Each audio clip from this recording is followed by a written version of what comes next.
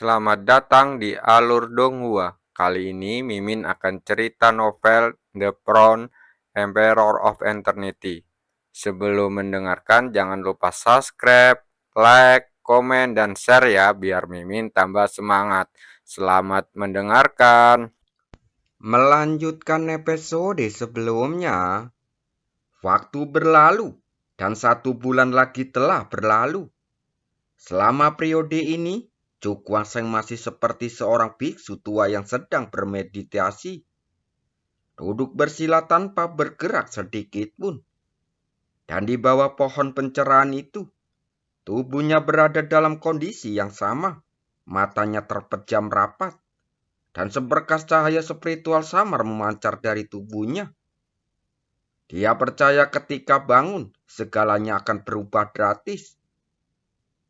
Mungkin saat itu, kesempatan untuk menerobos ke ranah laut pahit akan ada di depan matanya. Di dunia luar, istana kuno. Di dunia yang sunyi ini, ada suasana menyedihkan di mana-mana. Di puncak istana, sesosok pemuda berdiri. Pria itu menggunakan jubah kuning kuno, dengan rambut panjang berpadu hitam dan berkibar tertiup angin. Sepertinya aku masih terlambat selangkah. Ketika dia datang ke sini hari itu, dia awalnya berencana untuk masuk ke alam rahasia. Tetapi pada akhirnya dia menemukan bahwa alam rahasia itu telah tertutup. Dan orang luar tidak bisa masuk sama sekali. Dari sini, dia dapat disimpulkan bahwa orang yang masuk ke alam rahasia 1 langkah lebih cepat. Sehingga sekarang pasti sudah mulai menerima warisan. Kalau tidak, maka alam rahasia itu tidak akan tertutup sepenuhnya. Siapa sebenarnya orang itu? Selama bertahun-tahun, bukan berarti dia tidak ingin memasuki alam rahasia itu. Tetapi karena kekuatannya sendiri tidak memadai, dan dia tidak punya kemampuan untuk memaksa masuk ke alam rahasia itu. Namun kini, saat ia sudah memiliki kekuatan yang cukup, ia menemui sesuatu yang membuatnya terlambat. Seseorang telah menerima warisan itu sebelumnya, yang berarti mengacaukan rencana yang telah disusun selama bertahun-tahun. Pemimpin sekte ini benar-benar ingin melihat wajah asli orang ini. Tatapan mata lelaki tua itu menjadi lebih tajam, seakan telah menembus berbagai rintangan, dan dia menatap Cukuang Seng yang ada di belakangnya. Samar-samar, ada aura yang sangat mengerikan memancar dari tubuhnya, menyebabkan ruang di sekitarnya terdistorasi. Di ruang kuno, sesosok muda duduk bersila, dengan cahaya spiritual berjatuhan seperti hujan spiritual di seluruh langit. Pada saat ini, cahaya spiritual itu perlahan memudar, hingga akhirnya lenyap sama sekali. Mata Cukuasa yang telah lama terpejam tiba-tiba terbuka. Sinar cahaya menancar dari pupil matanya yang gelap, seolah menembus ruang yang tak berujung. Saat berikutnya, perasaan tekanan yang tak terlukiskan terpancar dari tubuhnya, langsung menyelimuti ruang kuno ini. Selamat ya. Pria tua itu menatap sambil tersenyum. Cukuang Seng berdiri menangkupkan kedua tangannya. Terima kasih senior. Anak kecil, sudah sejauh mana kau mengerti? Tanya lelaki tua itu dengan rasa ingin tahu. Cukuang Seng tersenyum tipis saat berkata, 70%. 70%? Pria tua itu tertegun.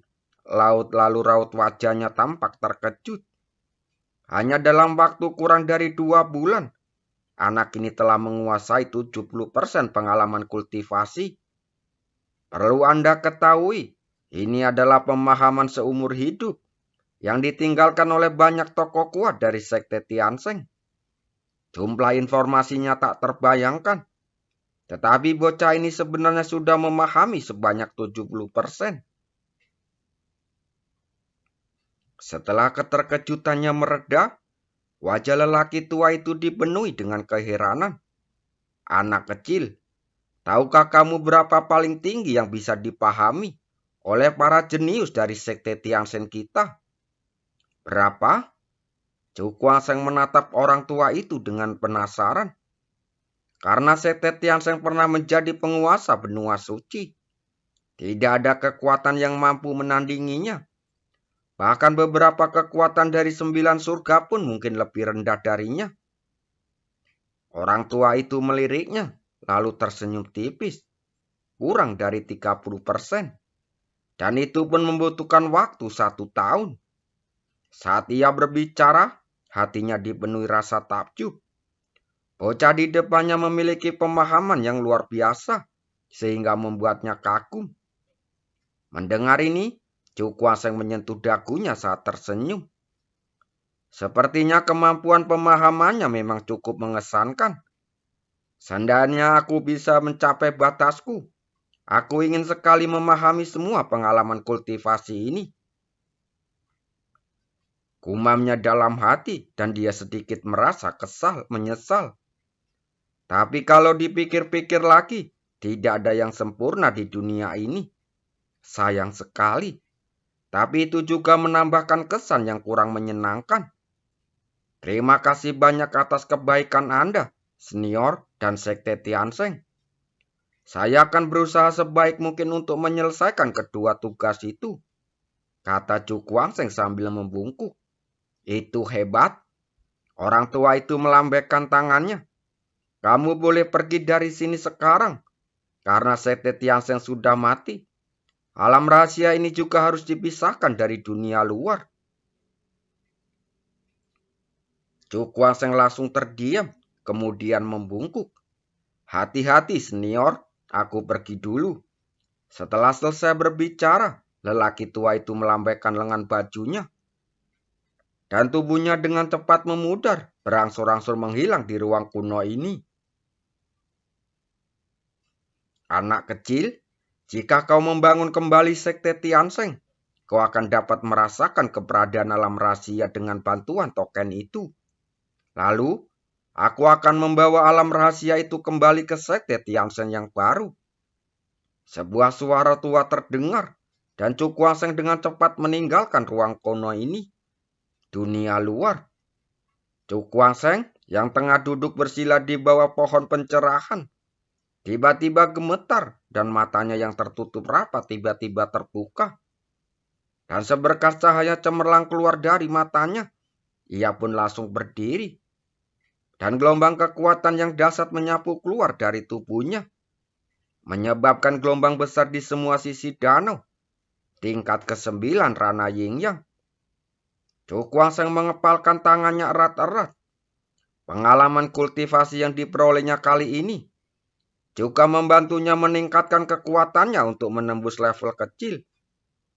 Kemudian dia mengulurkan tangan untuk menyentuh alisnya. Matanya langsung bersinar terang.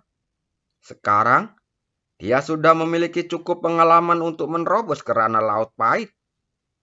Dia juga sudah memiliki modal untuk menerobos ke ranah Laut Pahit. Dapat dikatakan bahwa selama ia diberi jangka waktu tertentu, ia akan mampu mencapai alam ranah Laut Pahit dan melangkah ke alam yang diimpikan oleh banyak praktisi. Tepat saat dia merasa gembira, suara gemuruh tiba-tiba terdengar dari sekelilingnya, langsung menyadarkannya kembali. Chu Kuang-sheng mengangkat kepala untuk melihat sekeliling. Dia melihat bahwa alam rahasia ini mulai bergetar, seolah-olah telah meninggalkan kuil. Waktunya pergi. Dia mengangkat kepala di mana sebuah saluran cahaya muncul. Saat tubuhnya bergerak, ia melambung ke langit dan bergegas menuju saluran cahaya. Setelah dia pergi, disertai suara dentuman keras, ruang ini berangsur-angsur menghilang dalam kegelapan tanpa jejak. Di dalam istana, sinar cahaya tiba-tiba menerobos ruang dan menyatu di istana. Perlahan-lahan, sesosok muda muncul dari aula. Sudah keluar, Chu Kuang-sheng tersenyum tipis. Selanjutnya, saatnya mencari tempat pengasingan untuk bersiap menerobos ke ranah Laut Pahit. Dan pada saat dia muncul kembali, Lelaki berjubah kuning yang berdiri di puncak istana tiba-tiba membuka matanya sedikit yang tertutup, dan pandangan tajam terpancar dari matanya. Orang itu muncul di dalam istana. Ekspresi Cukwaseng tiba-tiba berubah. Merasakan niat membunuh yang tiba-tiba, seluruh kulitnya langsung menegang. Ada orang di kota suci ini. Ia langsung menatap ke puncak istana. Detik berikutnya, sebuah kekuatan dahsyat menyerbu keluar dari sana. Langsung menghancurkan seluruh istana hingga menjadi berkeping-keping. Dengan suara ledakan keras, istana itu pun meledak. Dan debu bertebarangan dan berhamburan ke segala arah. Wajah Cukwaseng tetap tenang. Tubuhnya kini telah dipenuhi kekuatan, jadi dengan mudah bisa menahan gelombang kejut. Ia kemudian mengangkat kepalanya.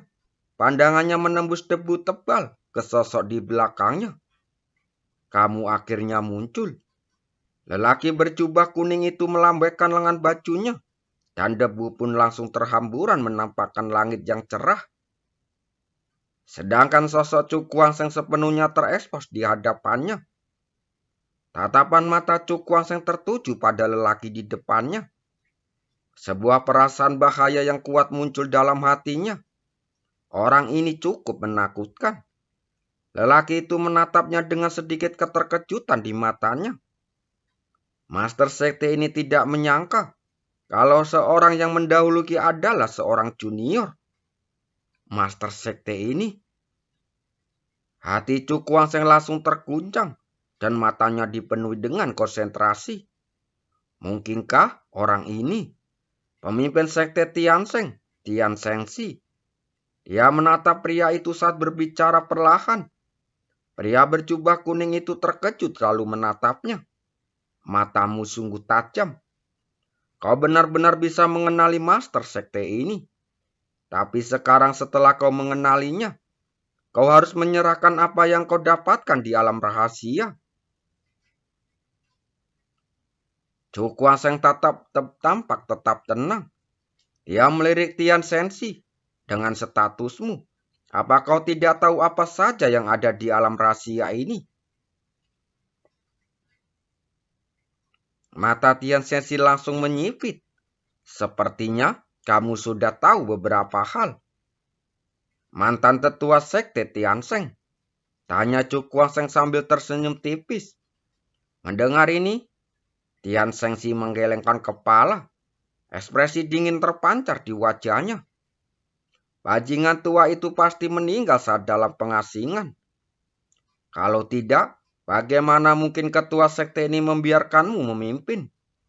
Meninggal dalam pengasingan. Cukwaseng tertegun sejenak, lalu menyadari apa yang sedang terjadi. Jika orang ini benar-benar ketua sekte Tiansheng saat ini, dia pasti tahu kalau warisan di alam rahasia itu mustahil untuk dibagikan. Karena itu adalah pencerahan. Dan tidak ada orang lain yang dapat memperoleh kecuali dirinya sendiri. Sepertinya aku akan mengecewakan Master Sekte Tian. Kau mungkin tidak akan pernah mendapatkan barang-barang di alam rahasia ini. Tian Shengsi mendengus dingin saat berkata dengan wajah dingin. Konyol sekali. Denganmu di sini, bagaimana mungkin ketua sekte ini tidak mendapatkan barang-barang di alam rahasia? Wajah Cukwaseng terlihat tetap tenang. Kekuatan dalam tubuhnya terus melonjak. Dan aura di sekelilingnya terus bergejolak. Dan dia mendorongnya hingga ke titik ekstrim. Menghadapi pemimpin sekte Tiansheng dengan kekuatannya saat ini, dia masih memiliki peluang menang kurang dari 10%. Hari ini, aku dalam masalah. Dia menghela nafas ringan, wajahnya berangsur-angsur muram. Kau mencari kematian. Melihat penampilannya, ekspresi Tian Shengsi menjadi dingin. Dia dapat melihat bahwa bocah di hadapannya cukup kuat dan berbakat. Bahkan melampaui Na Gongqin yang telah dibina dengan segenap tenaga oleh sekte Tiansheng mereka. Namun sayang, dia hanyalah seorang junior dan masih terdapat kesenjangan kekuatan yang besar antara mereka. Tingkat ke-9 Ranaying yang masih terlalu lemah di hadapannya. Karena kau mencari kematian atas inisiatifmu sendiri, aku, pemimpin sekte ini, akan mengabulkan keinginanmu. Tian Shengxi melambaikan lengan bajunya, dan angin serta awan melonjak di antara langit dan bumi. Kekuatan yang melonjak itu berkumpul seperti badai, memancarkan kekuatan penindasan yang mengerikan. Rana laut pahit. Mata Chu Kuang terfokus saat ia menatap tubuh Tian Shengxi. Ruang di sana terdistorasi dan gelombang aura yang sangat dahsyat memancar dari tubuhnya. Ia menarik nafas dalam-dalam dan tiba-tiba membentuk segel dengan tangannya. Raungan naga terdengar jelas dari tubuhnya. Dan darah serta energi yang melonjak mengalir melalui anggota tubuh dan tulangnya, membawa serta rasa kekuatan yang tak terbatas. Itu tidak cukup. Menghadapi praktisi kuat di ranah laut pahit, cara biasa tidak ada gunanya. Ia sama sekali tidak bisa menahan diri untuk saat ini. Memikirkan hal ini, tatapan tajam terpancar di matanya. Ia mengarahkan jarinya ke dahi, dan kilatan cahaya keperakan melesat keluar. Cahaya perak melesat keluar, dengan cepat berubah menjadi badai perak raksasa. Aura yang sangat dahsyat memenuhi langit dan bumi, menciptakan gelombang udara. Chu Kuang melihat ke arah badai perak itu, lalu membuka mulutnya dan kekuatan hisap pun keluar. Langsung menarik badai perak itu untuk menghisapnya ke dalam mulutnya. Saat ini, gelombang energi dahsyat yang tak terlukiskan menyerbu tubuhnya, langsung menyebabkan meridiannya terpelintir. Gelombang rasa sakit yang hebat menyerbu otaknya disertai rasa pusing. Chu Kuang meraung, matanya langsung memerah. Dan urat-urat di sekujur tubuhnya menonjol, meliuk-meliuk dan berputar seperti naga. Tian Shengxi menyaksikan semua ini dalam diam. Ketika melihat Chu Kuang berlumuran darah, pandangannya masih tetap meremehkan. Anak ini benar-benar bodoh, sampai berani menyerap kekuatan badai luar angkasa secara paksa. Dia benar-benar ingin bunuh diri. Kau benar-benar takut. Dia tertawa mengejek, tetapi dia tidak berminat mengambil tindakan apapun. Dengan kekuatannya, situasi saat ini tidak akan berada di luar kendalinya sama sekali. Sekalipun anak itu berhasil merendam kekuatan badai luar angkasa, ia tidak akan mampu mengubah hasil apapun. Karena perbedaan antara ranah laut pahit dan ranah yin yang sebesar langit dan bumi. Pemimpin sekte ini ingin melihat trik apa yang bisa kau lakukan. Tanya Tian Shengxi dengan ekspresi muram. Terdengar suara gemuruh terus-menerus dari langit. Akhirnya, gemuruh itu menjadi lebih lemah dan perlahan menghilang. Saat ini, mata Chu Kuang berwarna merah dan tubuhnya yang tadinya membungkuk kesakitan perlahan-lahan berdiri tegak. Kekuatan dahsyat memancar dari tubuhnya seperti binatang buas. Dengan bantuan badai spasial, kekuatan di tubuhnya telah mencapai puncak ranah yin yang. Dan bahkan ada tanda-tanda melampauinya. Namun, ranah laut pahit terlalu mendalam. Bahkan ranah laut pahit setengah langkah pun tidak dapat dicapai. Hanya dengan mengandalkan kekuatan eksternal. Jadi saat ini, ia hanya tampak melampaui ranah yin yang. Tetapi sebenarnya belum mencapai ranah setengah langkah ranah laut pahit. Namun meski begitu, peningkatan kekuatannya kali ini menjadi jauh lebih kuat daripada terakhir kali saat dia berhadapan dengan Qin Aotian. Dan kali ini, lawannya adalah praktisi di ranah laut pahit sejati yang tidak bisa dibandingkan dengan Qin Aotian. Memikirkan hal ini, Chu Kuang menarik nafas dalam-dalam.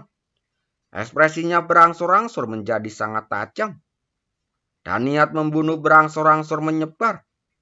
Memang kenapa kalau dia di ranah laut pahit, aku Cu Kuang Seng tetap bisa bertaruh.